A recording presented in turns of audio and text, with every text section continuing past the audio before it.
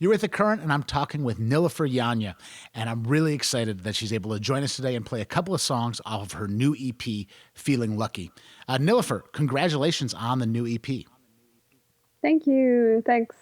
I'm glad you like it. I really do, and I think, although I have nothing but time on my hands, it feels like in 2020, something about a 10-minute piece of work that is really satisfying. I don't know. It was one of the most enjoyable 10 minutes of my life the first time I listened to the album. It's a really good piece of work. Thank you. Thanks. On The Current, we've been spinning the tune Crash a whole bunch, and it's a really nice tune. So I'm hoping we could start today with your guitar performance of Crash.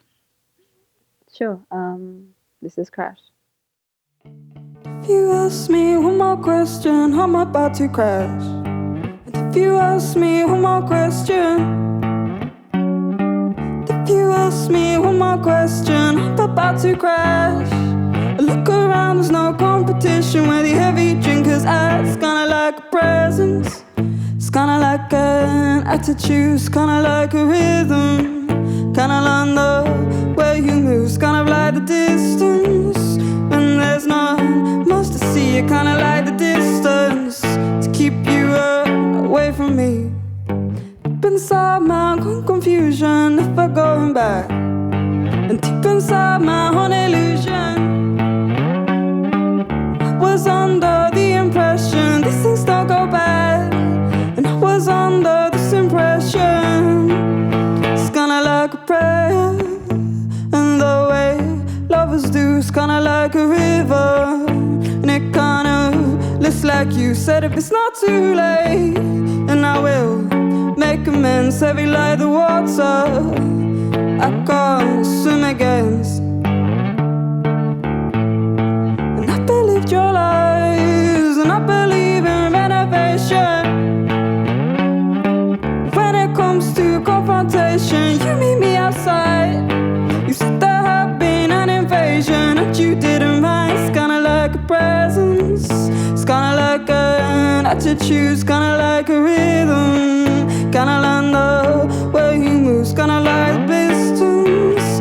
When there's not much to see, it kinda like the distance to keep you away from me.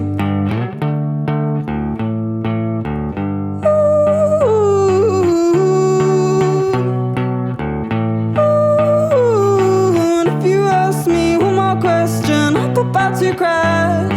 And if you ask me one more question, and if you ask me one more question, I'm about to crash. And if you ask me one more question, ooh, it's kinda like a presence, it's kinda like an attitude, it's kinda like a rhythm, kinda like the.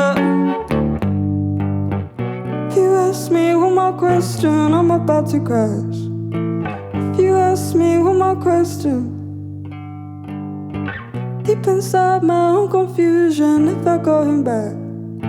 Look around, there's no competition where the heavy drinkers are. It's kinda like a presence, it's kinda like an attitude, kinda learn your rhythms, kinda learn the way you move. Said if it's not too late, and I will make amends, heavy like the water I can't swim against.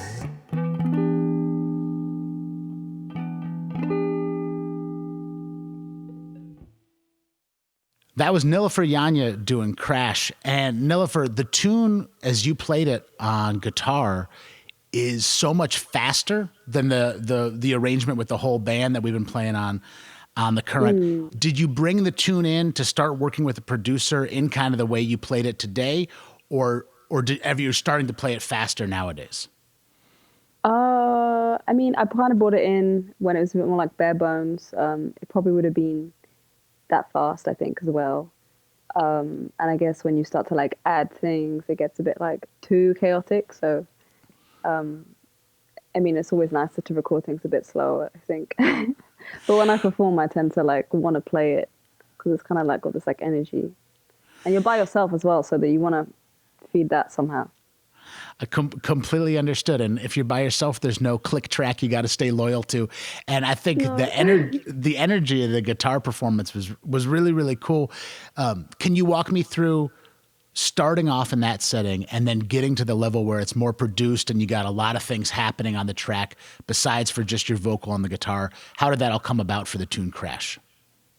So when I brought it to the producer I was working with, Nick Hakim, it was very like kind of like the bare bones. I had like the verse idea and I had like a kind of rough idea of how the chorus should go, but I hadn't built up any instrumentation or anything. So we really just did that, all of that building in the studio, and Nick just like kept adding things, and everything just kind of worked. Everything just kind of sounded good, so we just kept going for it. Yeah. Well, it certainly does sound really good. And the stuff that I've heard Nick Hakim, we play some of his music on Purple Current, and he's a really like soulful R&B. That's the side of his music that I've heard. And it seems like a really good fit because you have some of that in your music, but I would say your delivery is a lot more raw and like emotions on your sleeve, especially with the tune Crash. It sounds to me, am I right in saying that that's an angry song? Is that kind of a lot of the emotion that's coming out? There's a huge shortage in this world of angry songs. We have plenty of happy songs. We have a surplus of sad songs. How'd you come to be writing an angry song? I think they're my favorite kind of songs to write because it's it's a kind of I think also perform as well, because as you perform it, like you get more angry. You're like, oh yeah, that's what I was thinking about. Oh yeah, and that's the other thing. And yeah, I'm just so angry about things. I think that's a good, like you said, like sometimes you need more of that in the world. And also I think when you're performing, it's like you feel like sometimes, or I used to feel like a lot when I was younger, I had a lot like to prove to the people standing in the crowd, because nobody knows your music, and like you kind of build up this kind of like this like angry kind of energy inside of you. So yeah. Well, the having stuff to prove might feel a little bit different on this EP, given that you got such a warm reception for your first full-length album, and you've been really celebrated and critically acclaimed. I tried for an hour to find something negative about you on the internet, and I failed. All I found was people saying, "This is awesome." Now you seem to have like cut your teeth doing EPs. You have a lot more EPs than you have full-length albums. After you made the full-length album, what was it like to come back to this format that seems near and dear to you? It was so nice, to be honest. Like you said, near and dear, and I missed it, and it's so much. It feels a lot more natural, I guess, because I've done so many more of them. You don't have to like over contextualize it, over talk about it. You just get to do the songs, pick the ones you want to do on the EP, and put it out. And it's just very like fresh and new. I think with an album, because it's kind of a bigger task and it's a bigger body of work. So by the time you get to releasing it, some of those songs are like so old. So yeah. We have an appetite for immediacy nowadays, and sometimes something like an EP can really address that immediacy. With COVID, it's a little harder to be available as an artist, to get out new music and to collaborate with people as easily. How have you been navigating answering the need for immediacy while also navigating trying to keep yourself and your band and your production team safe? I guess, I haven't really seen much of my band at all. So most of the things I've done this year have just been like solo, like the ones I'm doing for you guys today. And yeah, that's kind of the way it's been. And when I go into the studio, like it's me and like maybe two other people, like not too many people. And we haven't been on tour, we haven't played any shows, so it's kind of boring.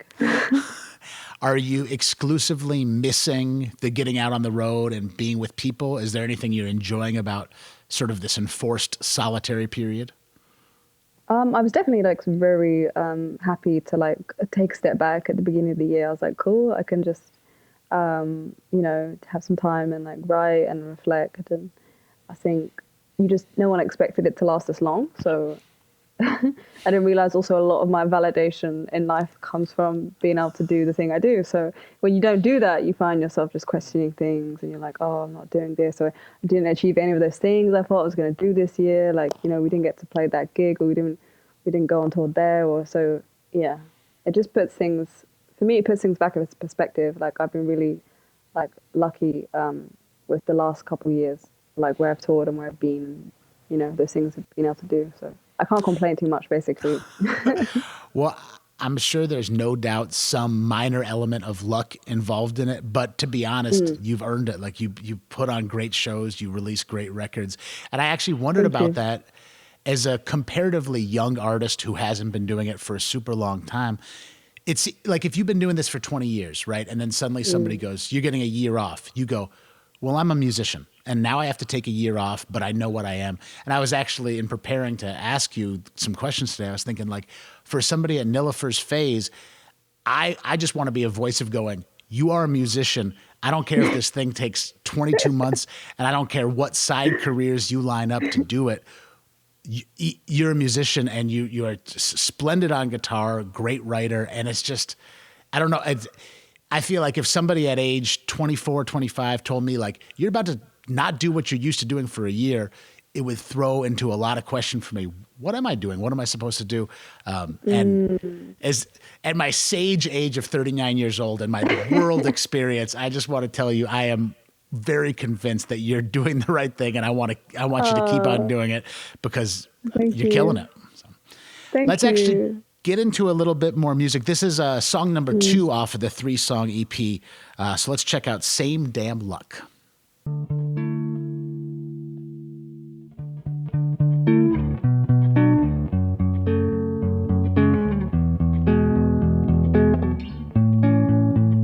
News, bad news lately. Every single time that you called in, sick or stayed in, they all knew, I told you who I told. Find it overbearing, got fingers frustrating, had enough of staying in touch.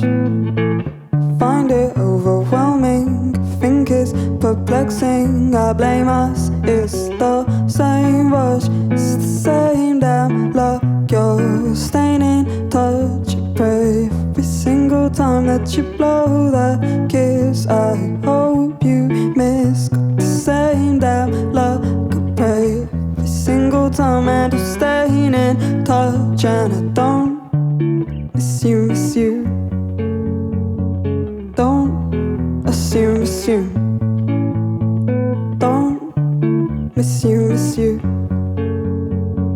Don't assume.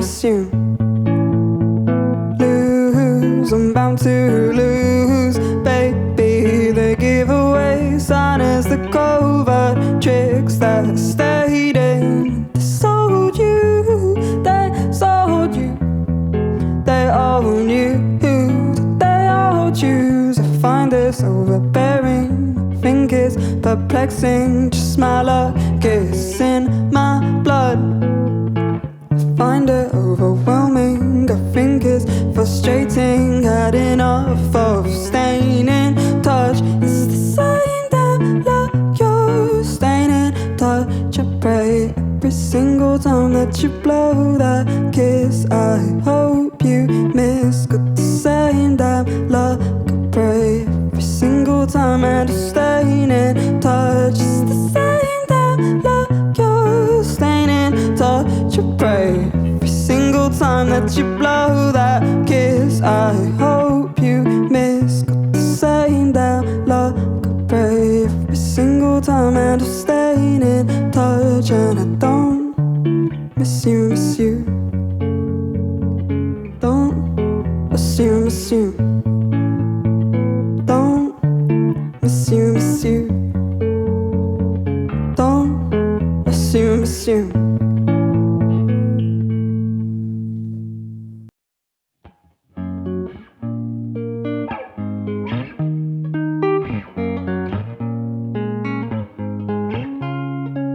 Sooner or later they're going to erase all, they're going to our savior.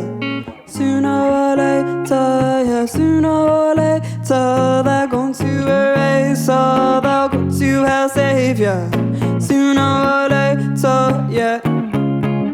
I can't look at you standing there, all your problems solved. Well, it's getting cold. Why you get involved? Sympathy, you were temporary. Can't recognize, I can't look at me. Goes and brings me down when you hang around. Pure shame, it's like we already gave up. And the blame is getting harder to wake up. It's better this way. Alright, I hate her. Sooner or later, they're going to erase her. They'll go to hell, savior. Sooner or later, yeah. Is it too soon to hate you, yeah? Taken some trouble to get to, but now I'm sure love is not the cure. Cause memory, let me be. Can't recognize, I can't look at me. Goes and brings me down when you hang around. Pure shame, looks like we already gave up. Minds and the blame is getting harder to wake up. It's better this way. Alright, I hate her. Reason B, messages, gold lines, I let them leave. But arrogant and kind. Reason B, is it too soon to hate you? Yeah, let them leave. So trouble to get to when I'm in tours with something in my mind. I'm in love, my lover, he's not like yours. I'm in love, my lover, he's not like yours. Is it too soon to hate you? Yeah. Taken some trouble to get to, but now I'm sure love is not the cure. Cause sooner or later, they're going to erase her. They'll go to our savior. Sooner or later, cause sooner or later, they're going to erase her. They'll go to our savior. Sooner or later, yeah. You're with The Current, and that was the Unordained from Nilüfer Yanya. And that's the one track, Nilufer, that you chose to play today that doesn't come off of your new EP. And pretty much as I followed around your in-studio sessions with KEXP or the tiny desk that you did actually on site in Washington, D.C., that looks like a song you pretty frequently play live. Is that one that's kind of at the center of your catalog for you? It really grew to be one of those songs for me, I think. It was just, I mean, I think you're allowed to have favorites, and at the beginning of the album kind of, I guess, touring and the release, like, it was kind of like a forgotten song. Like, we didn't play it live, like, nobody really talked about it too much. And then I just realized I really liked it, and it felt really good when I played it by myself. So it's like, why don't we do this as a full band arrangement? And I think by the end of the year, it was like we just love playing it. So for me, it's like a little homage to that. Does experiences like that ever give you the desire to be able to like tour an album for a year before you release it so you can find out the inner guts of a song and reprioritize the release? Yeah, but then you'd have to tour the same thing for like another year. So and that could probably get to be a little torturous.